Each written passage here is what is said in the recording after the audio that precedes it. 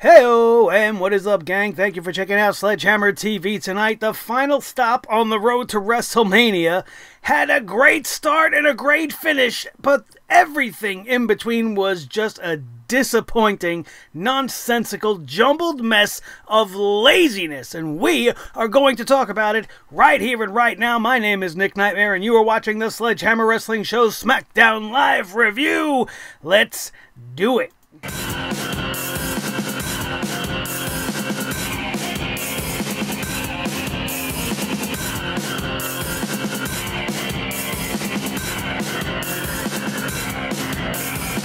Sledgehammer Wrestling Show.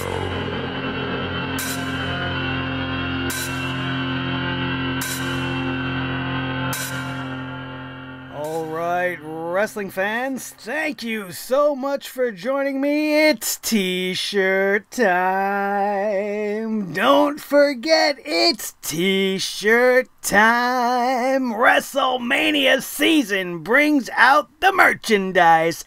Here at Sledgehammer TV, use the discount code MANIA10 at the checkout for 10% off any purchase of Sledgehammer TV merchandise, the Sledgehammer Club tee, or the Sledgehammer Wrestling Show logo t-shirt. Go to teespring.com/stores/sledgehammer-TV right now to pick up yours and show your support for your favorite wrestling show on YouTube, the Sledgehammer Wrestling Show. Thank you guys once again for joining us tonight. I have never seen a show more lazily put together. Let's think about this. In the last 5 hours between Monday Night Raw and tonight's SmackDown Live, we've gotten to maybe 20 minutes if you want to take away the overbooked, retarded Law and Order episode Monday Night Raw wanted to give us last night. Take that out of the equation. You got about 20 minutes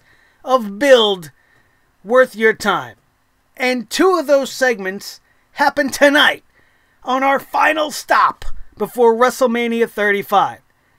This show started off hot, man, and I thought tonight SmackDown Live, as it usually does, was going to show Monday Night Raw that this is how you do it.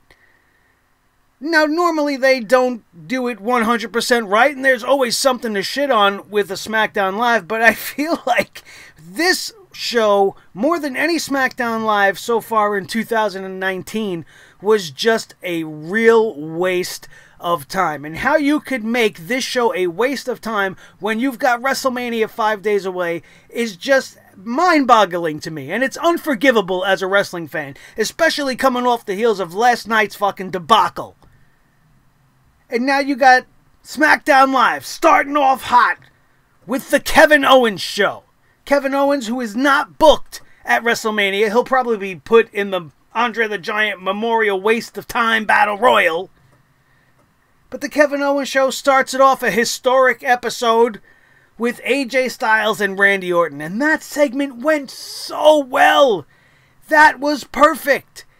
It was built absolutely perfectly. This whole story is one of the very few that has been carefully crafted, I want to say.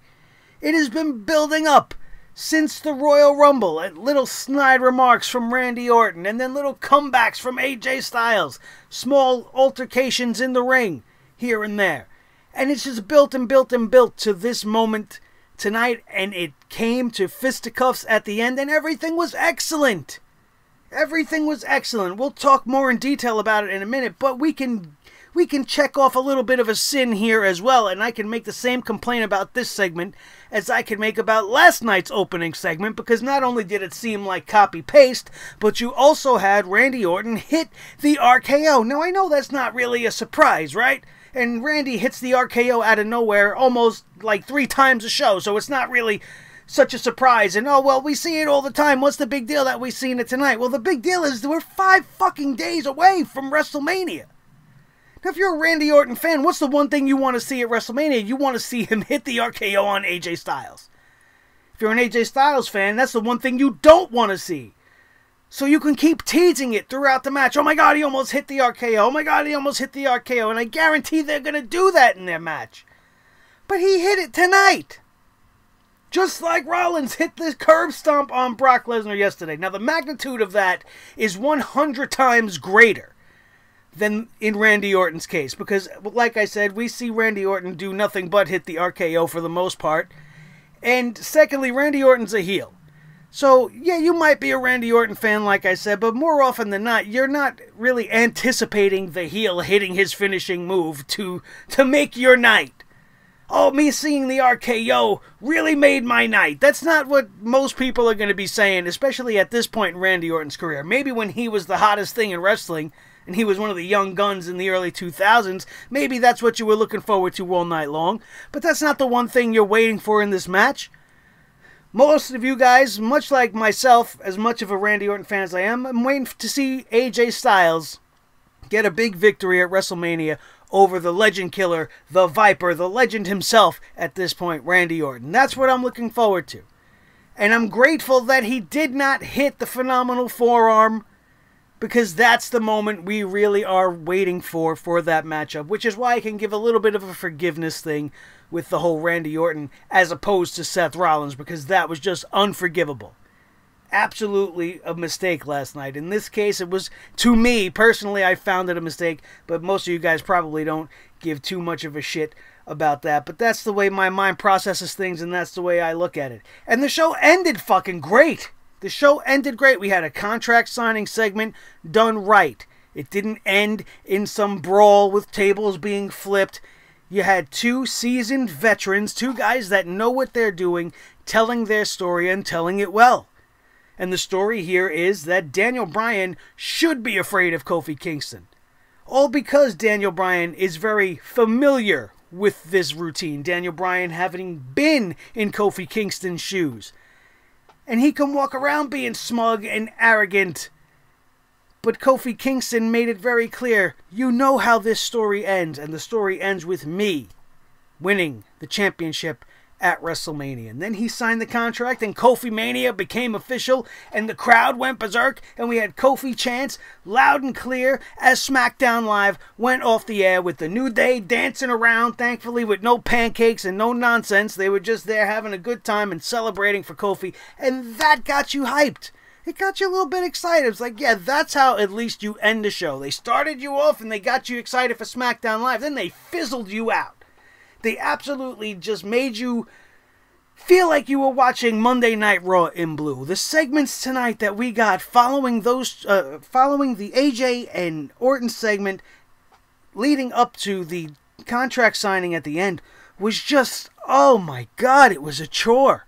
I felt like tonight's SmackDown Live wouldn't end, and it all kicks right off with an 8-person tag team matchup.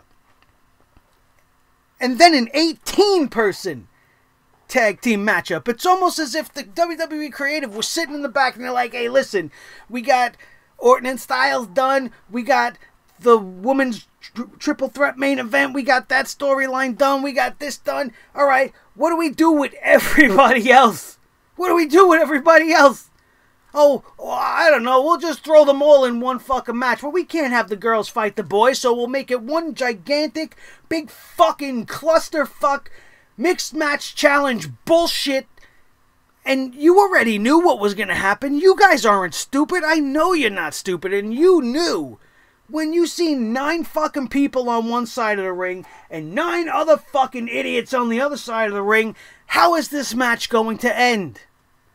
In a fucking brawl, with people throwing people over the top rope like we see leading into every Royal Rumble and like we see leading now into every fucking WrestleMania Battle Royal, which is something I wish they would take away for the men and for the women. It was cool the first time you did it, when you did it at the 30th WrestleMania. It was like the 30th anniversary. You have this special match. Great. Now fucking let it die, because all it is a way for all these people that don't deserve to be on WrestleMania to get on WrestleMania. And now it's become a fucking graveyard of people that the creative just don't have any fucking ideas for. The Revival are going to end up being in this thing. You know, they have the tag team championships of Monday Night Raw, and now they're going to be fucking nothing. They don't even defend their championships at the biggest show of the year. But I got to see fucking Roman Reigns and Drew McIntyre. I gotta see Colin Jost and fucking Braun Strowman and Michael Shit Che in the fucking Battle Royal. For what? For what fucking reason? And while we're on the topic of the tag teams, since we're talking about this matchup, what the fuck is Aleister Black and Ricochet doing in a SmackDown Live Tag Team Championship matchup 24 hours after losing a Raw Tag Team Championship opportunity? I don't give a shit about the shenanigans that were involved. I don't give a shit that they got counted out. What I give a shit about is the fact that it doesn't make sense. This team is just being placed here and there and fucking everywhere. They're about to have a championship match at NXT TakeOver New York against War Machine. And then they are going to have 2 days later at WrestleMania, they're going to be in a fucking championship match for the SmackDown Live Tag Team titles. Meanwhile, just last night, they lost for the first time ever to the Revival, and the Revival, who won that match, are not even going to fucking be at WrestleMania. What is happening? What the fuck are you guys looking at? Who is writing this stuff? Who's coming up with this? Not that I have any problem seeing Aleister Black and Ricochet on my TV. They are two of the best fucking talents on the show, and there's a thing called overexposure, you guys. No matter how fucking good you are. If I gave you the most fucking delicious steak you ever had in your life, and you're a big meat guy, right? Or if you're a fucking vegan, maybe I gave you a delicious piece of fucking tofu. Tofutti fruity. Right? And it's the best piece of fucking thing, because I don't know what tofu really is, you ever ate. And if you're the meat guy, you had the best fucking steak ever tonight. Now, if I gave you that fucking steak for breakfast tomorrow, and then lunch, and then dinner, and then the next day, and fucking every time you came to my house, all you had was 3 fucking courses of this fucking steak or tofutti fruity. You're gonna fucking hate the steak eventually. You're gonna be like, bro, make me some mac and fucking cheese. Why don't you just throw a hot dog on the grill? Keep it simple. Change it up a little bit. Same thing here. You just constantly, one show after the other. And then they'll probably be on NXT tomorrow night. It's like, how much can anyone take? Even if they're the best, or even if they're your favorite. At some point, they're already kind of watered down. And their championship opportunity really makes no sense. And why is the Revival not being involved in this thing? Do the same thing that for the men's tag team division that you have done with the women in the main event. Put the fucking Revival in this match and unify the tag team championships. Make one division and make everybody happy. And then maybe things like this could make sense. But you got people from fucking Raw on SmackDown, people from SmackDown on Raw. I don't even know who's on what fucking show anymore. And does it even matter? Are they just saying fuck it to everything? It don't matter, fuck it. Who cares that Alexa Bliss is on Raw? We'll have her make the announcement on SmackDown. Who gives a shit that Becky Lynch and Charlotte Flair are the 2 main event girls on SmackDown Live? We're just going to move them to Monday Night Raw and say fuck SmackDown Live, unless we need Becky to come out and say something. Or we need Charlotte to come out and say something. Or we want to have the same segment from last night here tonight. Like, what sense does it make? Zero. Absolute zero fucking sense, and it's awful. 8-man tag team matchups, 18-man tag team matchups. Who fucking cares? A 1-on-3 handicap matchup where The Miz single-handedly keeps at bay the entire faction of Sanity. And I didn't even fucking recognize Eric Young. I'm like, who's this fucking bald dude with Sanity? Who's this guy? Oh shit, it's Eric Young. I thought it was the fucking transporter for a minute. I'm like, who the fuck is this guy? Is this some new Sanity guy I don't know about? Did Eric Young fucking walk out of the company? I wouldn't fucking blame him. Wouldn't blame him in the fucking slightest bit. Awful. The Miz beating down Sanity. Taking care of business. And then Shane McMahon playing the role of Vince wants to come out and add more, stacking the deck more on top of this guy. Oh, by the way, it's going to be a Falls Count Anywhere match. Blah, blah, blah. Who gives a shit? And then even with this stipulation where they can have Falls Count Anywhere, things can now get hardcore. You got Sanity in there, one of the most craziest factions, if you remember them, from NXT, this was not sanity. That sanity is fucking dead. This sanity's got a bald, clean-shaven Eric Young, and I don't even know who the fuck they are, because they're getting their asses handed to them by The Miz, with overwhelming odds in their favor. And The Miz goes out and fucking wins, and I'm supposed to be okay with this. Unfucking believable. At the very least, have The Miz lose. Shane McMahon stacks the deck so fucking heavy that he just crumbles under the pressure 5 days before WrestleMania, and now nobody can believe that The Miz might beat Shane McMahon. Maybe he has an injury of some sort. Something to give you a little bit of fucking drama, but no. The Miz dispatches sanity, and now I'm supposed to not think that The Miz can just fucking shit on Shane McMahon? He could blow on fucking Shane McMahon.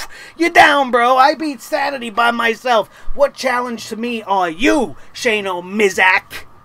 Absolutely fucking ridiculous. And I'm supposed to be okay. This is what they're doing to build WrestleMania. They gave more time to The Miz and Shane McMahon than they gave to half the rest of the card.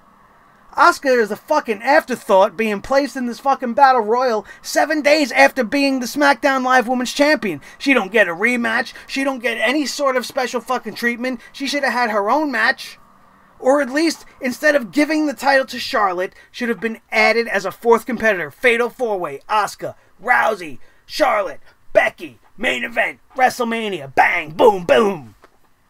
I don't know why he just did all that, but that's what it would have made you feel. See how excited it made me feel? It made me bang, boom, boom. Maybe that'll be a new thing, bang, ba, boom. But they don't bang, ba, boom, nothing. Except my fucking brain. They bang, boom, boom me in the brain because I can't figure out their logic. I can't figure out their code. I can't break it. What is the reason for all of this? There is none. There is none. Becky Lynch shows up after The Miz leaves, right? The Miz is walking out, getting the pinfall on Eric Young after hitting him with an empty fucking recycle container or some shit in the backstage area. And then a police car pulls up. I thought they were going to arrest The Miz, since that's a thing that they like to do, but thankfully that's not the route they were going. Becky Lynch shows up, nice and clean. You know, a new fucking t-shirt. She's got her mugshot t-shirt on, coming out of a cop car. So if you want me to believe that she's just been released from prison, and the cops have brought her from prison in Washington, D.C., to Baltimore, Maryland, you should have at least had her in the same outfit as last night. It's less than fucking 12 hours from the incident, right? 14 hours at best. She had time to have the cops, oh, stop at my fucking hotel room. Let me change clothes before we go down to fucking Baltimore tonight. And if that's not the case, what the fuck is she getting a police escort for? And where were the other two girls? Besides that, Becky Lynch came out and said everything Becky Lynch needed to say. It was short and sweet, and she promised everybody that she is going to be the double champion. Thank God. I don't know if she's talking about going to play tennis with a fucking partner in the fucking US Open this year, or if she talks about getting both of those belts. I know what she's talking about. You know what she's talking about. I'm just trying to be a fucking wise-ass funny guy, as I tend to be. After Becky Lynch said what she had to be about the doubles champion, she drops the mic, because everybody likes to drop the mic nowadays when they think they say something cool. And I wish she would have held on to the mic and talked for the next fucking 15 to 20 minutes, because we had this 18-person tag team matchup. The Hardys, Heavy Machinery, R-Truth, Naomi, Asuka, Nikki Cross, and Carmella. Keep in mind, Nikki Cross is part of Sanity. Sanity showed up to fucking lose to The Miz tonight, and Nikki Cross didn't even go. Nikki Cross would have went out there and smacked the fucking Miz clean out of his fucking mind. She would have smacked him right off the USA Network. Take your show and take it. Take it like this. I'm Nikki. Play with Nikki, Miz. She would have fucking beat him by herself if the other three goons couldn't fucking get it done. But no, she's got to go play in this fucking ridiculous mixed match challenge bullshit wannabe tag team matchup. Who gives a fuck? Who gives a fuck? These guys take on Luke Gallows and Carl Anderson, who I thought were going to be gone from the WWE. Why they're still wrestling, I don't fucking know. Andrade EC3, Shelton Benjamin, Mandy Rose, Sonya Deville, Zelina Vega, and Lana. Lana wrestling in a match without Rusev is just giving me flashbacks to when they were trying to push her as a wrestler. Are they trying to push her as a wrestler again? I thought she was going back to just being Rusev's manager.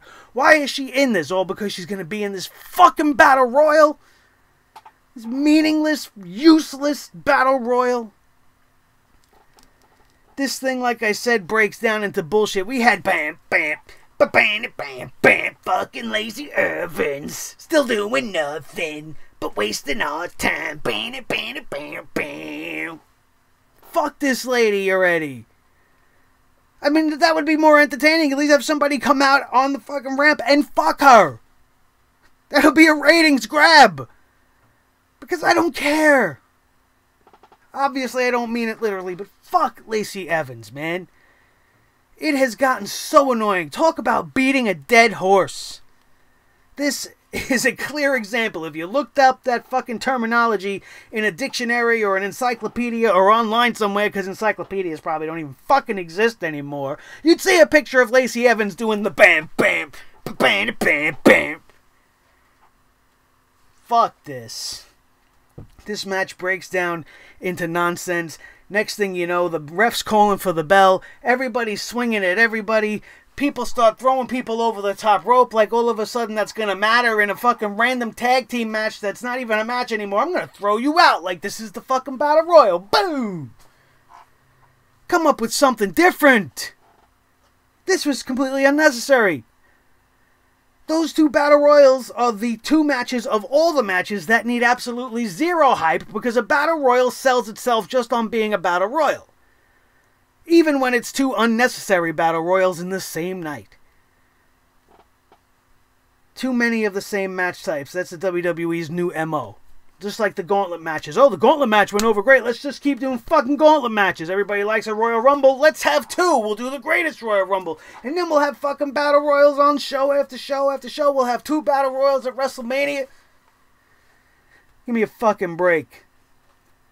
Samoa Joe, the United States champion, finally gets a victory over Ali. Ali. They want to call this guy Ali. Prince Ali. Fabulous he Ali. I would have rather been called Mustafa. Would rather be King Mustafa. Sounds more like Mufasa.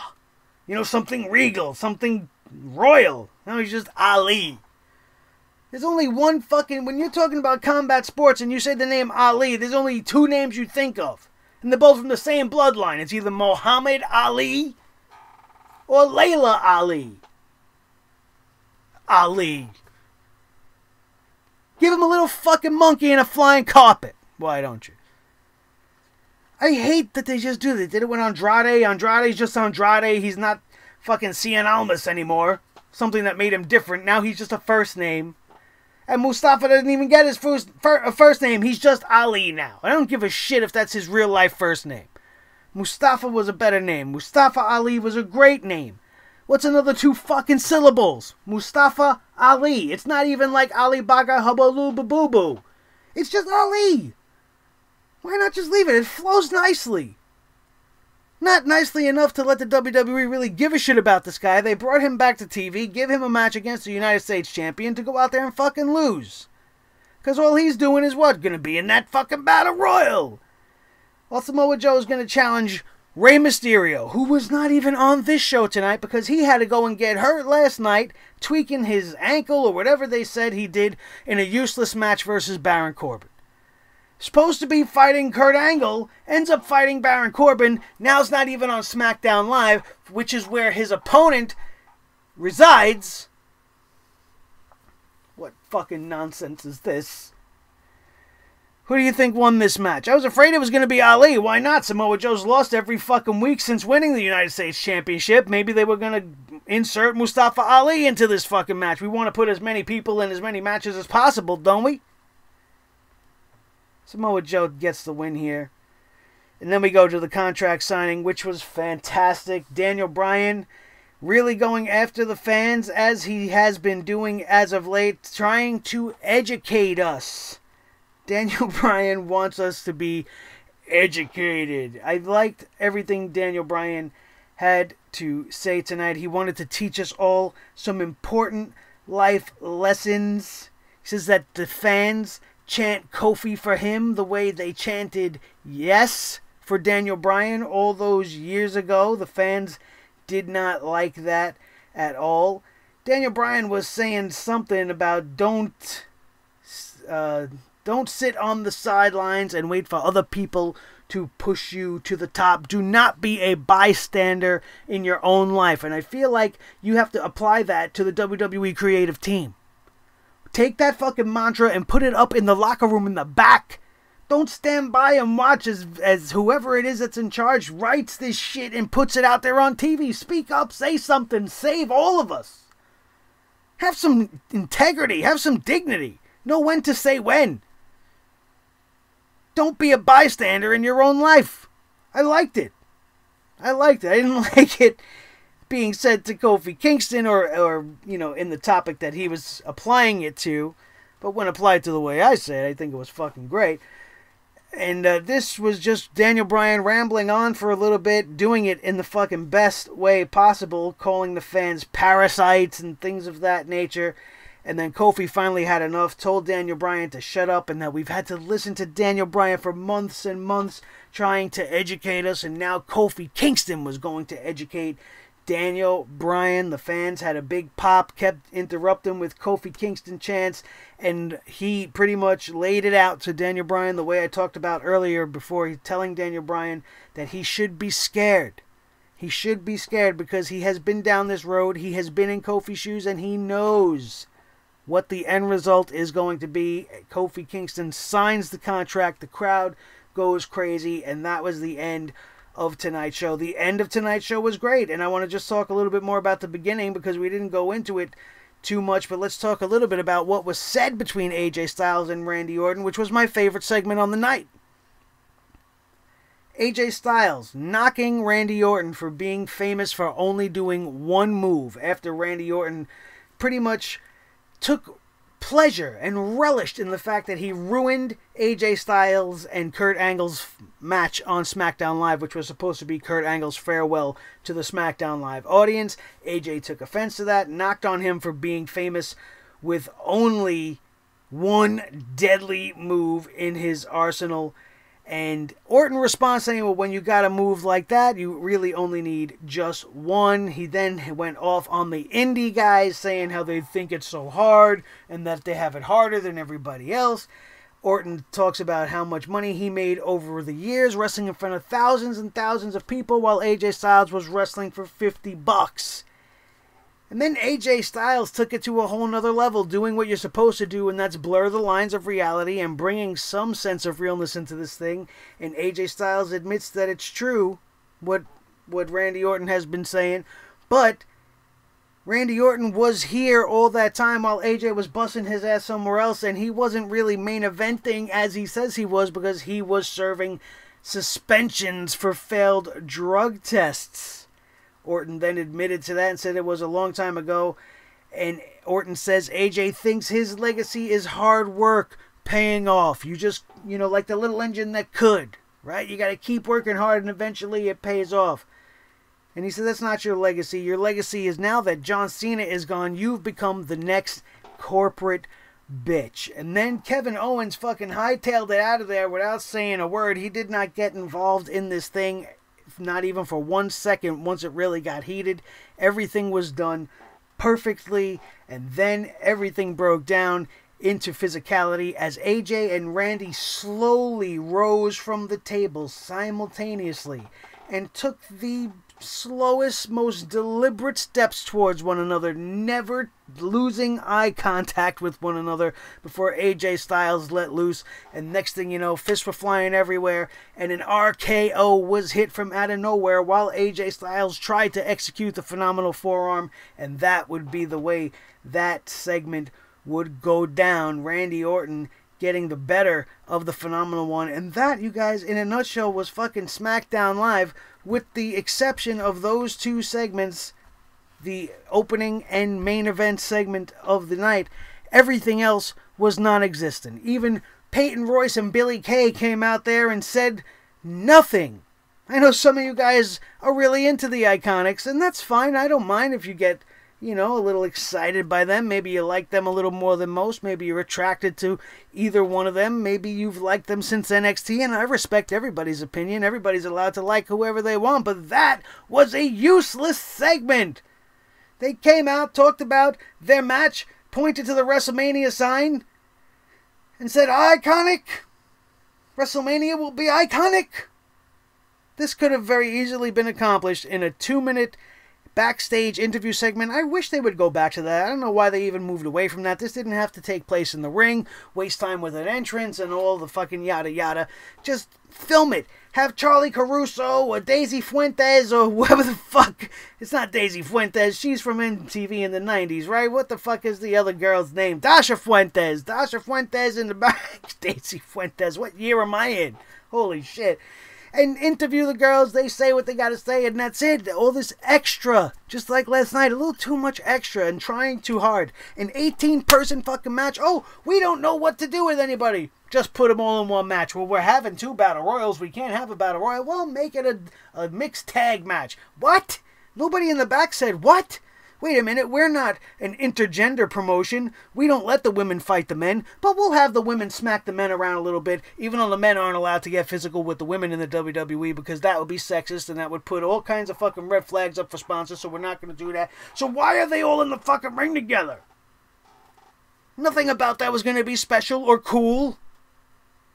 Well, so we could see Asuka dancing? That was your fucking reward to Asuka? Oh, we're sorry you had to drop the title. We're going to put you in this match on SmackDown.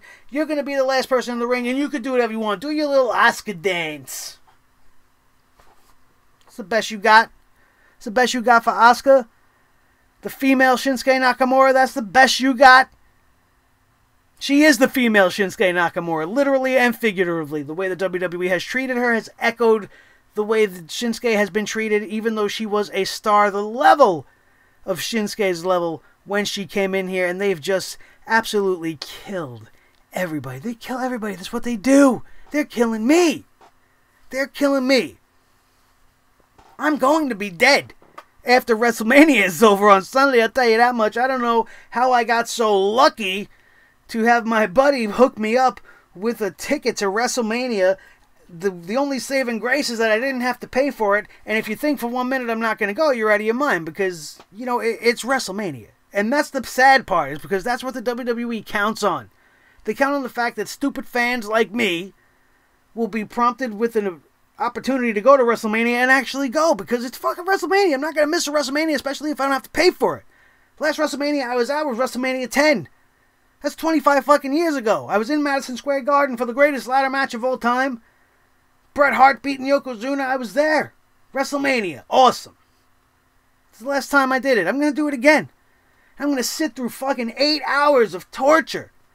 I'm going to come back here and tell you guys all about it, so you need to make sure that you are subscribed to this channel and notified. Hit that notification bell so you don't miss a thing as we continue on this torturous road to WrestleMania leading up to the big day, Sunday. I am going to be on my social media like a maniac on Twitter and on Instagram, trying to bring you guys as much coverage as humanly possible. So make sure you are following us there. At Nick Nightmare is the handle on Twitter. You see it there down below. If you want to follow us on Instagram, it's exactly as you see for the Twitter, at Nick Nightmare, but in between the C and the N, put that little underscore. No spaces, just Nick_Nightmare, and you'll find me on Instagram. Make sure you do, because I'm going to be posting pictures like a maniac. We're going to go to every event, most likely going to every event at House of Glory's Culture Clash, culminating with the big show on Saturday, Culture Clash 19. We will be at the G1 special in Madison Square Garden, live and in person Saturday night, so make sure you're looking for stuff that night as well. And like I told you guys, Sunday we will be bringing you as much as possible from WrestleMania with a review on location in New Jersey from the MetLife area. It's going to be one hell of a fucking weekend here on Sledgehammer TV. We are going to try to grow this family stronger and prouder than ever before. We want to get to 2,000 subs by the end of the week. Would be fucking fantastic. By the time we hit the SmackDown Live WrestleMania Aftershock show, you know, the SmackDown Live after WrestleMania. I would love to be at 2,000, so make sure you hit that subscribe button if you enjoyed today's show in any way. Go back and watch everything you missed from the Raw review last night all the way to the previews for everything House of Glory's got coming. The preview for the G1 special is up as well, and we got a whole lot more with all the previews and predictions coming at you before the weekend is up, and all the reviews of everything going on in 2019 WrestleMania season. And I'm going to make it as exciting as I possibly can for you, because God forbid the WWE does, because they don't even try anymore. And don't forget, like I said, t-shirt time is upon us. Get your hands on those t-shirts. And if you're going to WrestleMania or anything in and around WrestleMania weekend, you will not get it in time for that. But I want to see you guys in your gear, man. Once you pick up your t-shirts, make sure you get at us on social media and get us a picture of you in your stuff so that we can share it with the rest of the world and you could actually be featured here on Sledgehammer TV. I want to thank every single one of you guys for being here once again. My name is Nick Nightmare. This is the Team Thor, the Sledgehammer, the official Sledgehammer of the Sledgehammer Wrestling Show. His tag team partner, the World Heavyweight Champion of microphones, Mr. Blue, the Snowball. The most important member of the team, as always, is each and every one of you. Make sure you share this video with each and every one of your wrestling buddies all over the wrestling world, especially if they're starting to get a little bit excited for WrestleMania, even though the WWE is not the reason to do so. If you want them to get excited, send them here. So make sure that you share this video everywhere across social media, as WrestleMania season is upon us and all over, trending worldwide everywhere you look, and we want to be part of that trend. And I'm looking for you guys in my army to champion the cause, and let's grow this channel. Let's make this family as big as it can get, bro, because each and every one of you are awesome, and we want more like-minded individuals just like yourself to grow the Sledgehammer family one awesome sledgehead at a time. This show is sponsored by Audible. Audible has over 180,000 books that speak to you. audibletrial.com/sledgehammertv. Get your asses there right now for one free audiobook when you sign up for their 30-day free trial. Cancel that free trial before the end of the 30 days, and you could still keep that book for the rest of your ever-loving life to listen to at your leisure whenever the hell you please. All kinds of titles there, from professional wrestling biographies to science fiction to self-help and education. Anything that you feel like getting into, Audible's got you covered. So check it out and have a free book on us. audibletrial.com/sledgehammertv right now and redeem that special code. Thank you guys for being with us, and I look forward to seeing all of you guys as the week continues to roll on, and I promise to bring you my best. It may actually end up murdering me from all the work that I'm putting myself through this week, but it's worth it, and I do it for each and every one of you guys. That, my friends, is going to do it, and we are out of here, and we will see you next time right here on your new favorite wrestling show, the Sledgehammer Wrestling Show, only on Sledgehammer TV, right here on YouTube.com. Boom.